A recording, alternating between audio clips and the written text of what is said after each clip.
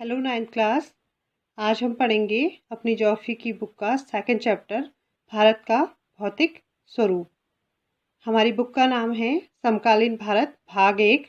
तो आज हम डिस्कस करेंगे भारत के भौतिक स्वरूप को। हमारा पहला पॉइंट है, भारत विभिन्न स्थलाकृतियों वाला एक विशाल देश है। अब ये विशाल देश है, ये तो हम जानते हैं, मीन्स भारत एक बहुत बड़ा देश है या विशाल देश है।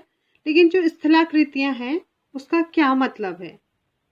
जो ये स्थलाकृतियां हैं इसका मतलब है कि हमारा जो देश है, जो भारत देश है, यहाँ पर हर तरह की भू आकृतियां पाई जाती है। यहाँ पे दिया भी है कि हमारे देश में हर प्रकार की भू आकृतियां पाई जाती हैं। ये भू आकृतियां कौन कौन सी है? पर्वत, पठार, मैदान, मरुस्थल और द्वीप समूह। तो जो हमारा भारत देश है, यहाँ पर हर तरह की भू आकृति पाई जाती है, चाहे वो पर्वत हो, पठार हो, मैदान हो, मरुस्थल हो और द्वीप समूह। तो हम समझ गए हैं कि जो हमारा भारत देश है, यहाँ पर हर प्रकार की स्थलाकृतियां लगभग पाई जाती है। यहाँ पर खेत भी पाए जाते हैं, रेगिस्तान भी पाए जाते हैं। तो ये हमारी समझ में आ गया कि भारत क्या है, विभिन्न स्थलाकृतियों वाला एक विशाल देश है। एक तो यहाँ विभिन्न प्रकार की स्थलाकृतियां पाई जाती है और एक विशाल देश है, इसलिए हमारा जो भारत देश है वो एक महान देश है। हमारा अगला पॉइंट है, यहाँ पर विभिन्न प्रकार की शैलें पाई जाती हैं। इनमें से कुछ संगमरमर की तरह कठोर होती हैं, तो कुछ सेल खड़ी की तरह मुलायम होती हैं। तो ये तो हम जानते हैं कि भारत में विभिन्न प्रकार की स्थलाकृतियां पाई जाती हैं, अभी हमने पढ़ा था।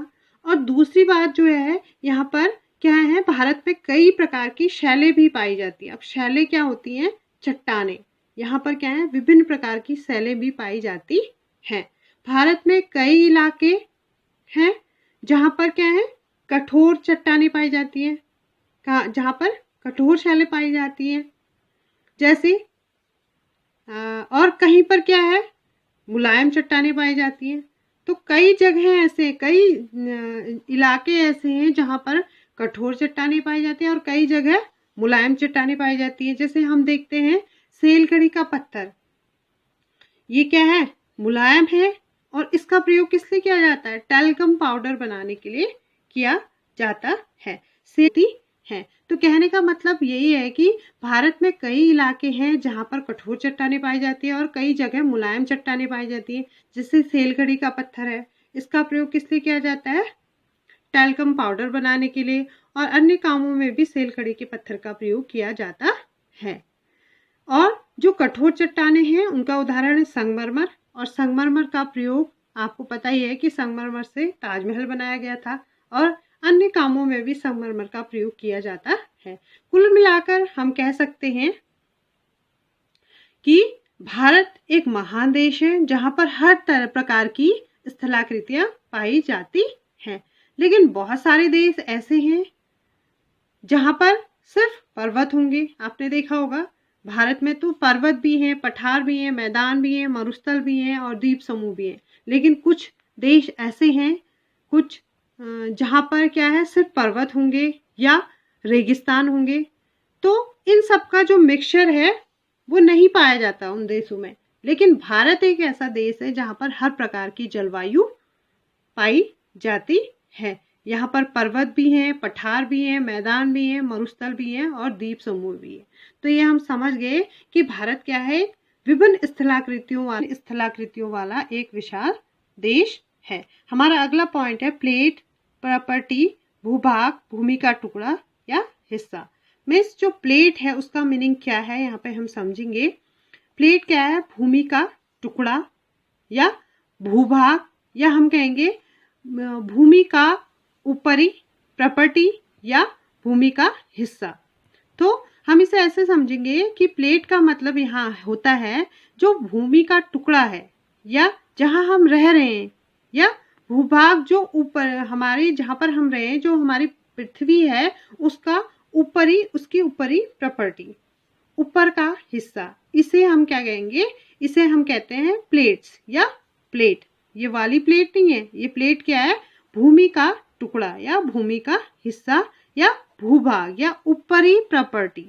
तो हम समझ गए कि प्लेट क्या है, भूमि का टुकड़ा है या भूमि का ऊपरी हिस्सा है, या फिर हम किसे कहेंगे प्रॉपर्टी या प्लेट, हम प्लेट किसे कहेंगे, ऊपरी प्रॉपर्टी को। जो हमारी भूमि का जो हमारा भूभाग है, जो हिस्सा है, वो क्या है, हमारी प्लेट है।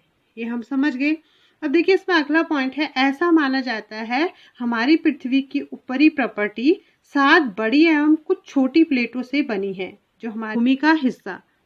अब जो प्लेट है, जो बड़ा हिस्सा है, जो बड़ी प्लेटें हैं, वो क्या है, उसका मीनिंग क्या है, जो हिस्सा जितना बड़ा है वह उतनी बड़ी प्लेट है। तो इसमें अभी बताया गया कि 7 बड़ी प्लेटों और कुछ छोटी प्लेटों से मिलकर बना है। तो जो हिस्सा जितना बड़ा है वह बड़ी प्लेट है और जो छोटा हिस्सा है वह छोटी प्लेट है। छोटी प्लेट बहुत होती हैं और इन प्लेटों में हलचल भी होती है। अब जो छोटी बड़ी प्लेटें हैं इनमें हलचल भी होती है। हमने देखा है जब पृथ्वी में भूकंप आता है, आप लोगों ने देखा होगा, जब पृथ्वी में भूकंप आता है तो कंपन होता है, तो वो कंपन प्लेटों के अंदर होता है। तो देखिए जो पृथ्वी में जो प्लेट है इन्हीं में वो कंपन होता है, और जब 2 प्लेटों में कंपन होता है या खिसकती हैं तो वो प्लेटों की गति की वजह से होता है। मीन्स जब प्लेटें गति करती है, इसका मतलब जो हमारी पृथ्वी का जो टुकड़ा है, जो हिस्सा है, वो भी में हलचल भी होती है जिसे कि गति कहा जाता है। मीन्स कंपन जो होता है, जब 2 प्लेटों में कंपन होता है या वो खिसकती हैं तो उनमें इसकी वजह से क्या होती है, तो जो प्लेटें हैं वो प्लेटों की गति की वजह से होता है। जो कंपन होता है या जो खिसकती है वो प्लेटों की गति की वजह से होता है। प्लेटों की गति 3 प्रकार से होती है। अब हमने ये तो जान लिया कि प्लेटें क्या हैं।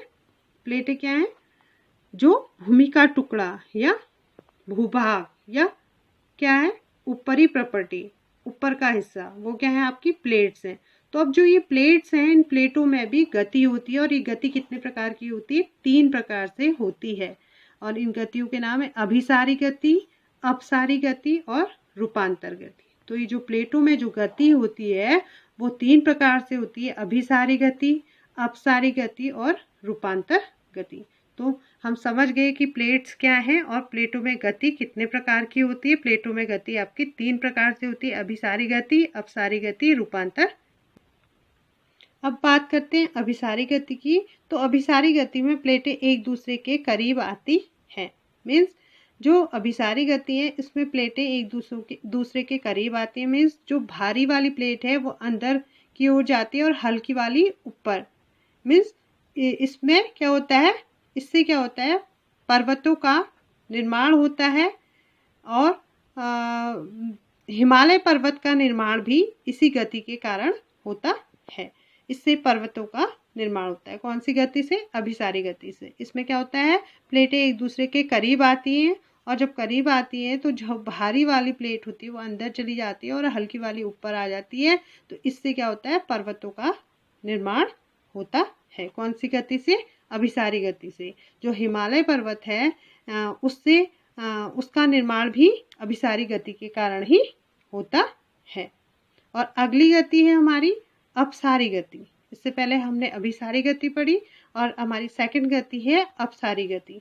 अपसारी गति, इसमें प्लेट एक दूसरे से दूर जाती हैं और जब प्लेट से एक दूसरे से दूर जाती हैं तो जो लावा है वो बाहर निकलेगा। जब प्लेट से एक दूसरे से दूर जाएंगी तो अंदर जो लावा है वो बाहर निकलेगा और उससे क्या होगा, जब लावा बाहर निकलता है तो पठारों का निर्माण होता है।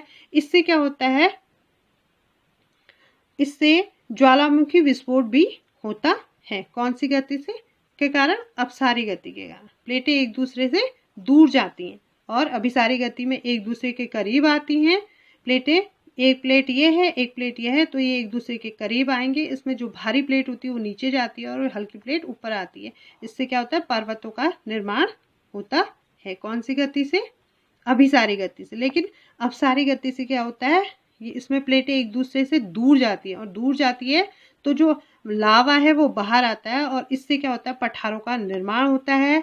इससे ज्वालामुखी विस्फोट भी होता है। कौन सी गति के कारण, अपसारी गति से। जो प्लेटों में गति होती है वो 3 प्रकार से होती है, अभिसारी गति और अपसारी गति। अपसारी गति में प्लेट्स एक दूसरे से दूर जाती हैं और अभिसारी गति में प्लेट्स एक दूसरे के करीब आती हैं। तो अगली गति हमारी रूपांतर गति। अब जो रूपांतर गति है उसमें उसके कारण ही भूकंप आता है। जो रूपांतर गति है उसके कारण क्या आता है, भूकंप आता है। और प्लेटें एक दूसरे के साथ क्षैतिज दिशा में गति करती है। मीन्स एक प्लेट इधर जाएगी तो दूसरी भी उसके पीछे ही जाएगी, इधर जा रही है तो दूसरी भी उसके पीछे जाएगी। और जब ये एक प्लेट इधर जाएगी तो दूसरी भी उसी के पीछे जाएगी, तो क्या होगा, ये टकराएंगी तो भूमि में कंपन होगा। और जब ये दोनों प्लेटें एक दूसरे से टकराएंगी, एक के पीछे एक जाएगी तो टकराएंगी, नेचुरल सी बात है। और जब टकराएंगी तो भूमि में कंपन होगा, तो वही क्या होता है, भूकंप होता है। तो आपको समझ में आ गया होगा कि प्लेटों में गति होती है और जो हमारी भूमि है वह चलती है, लेकिन बहुत धीमी गति से।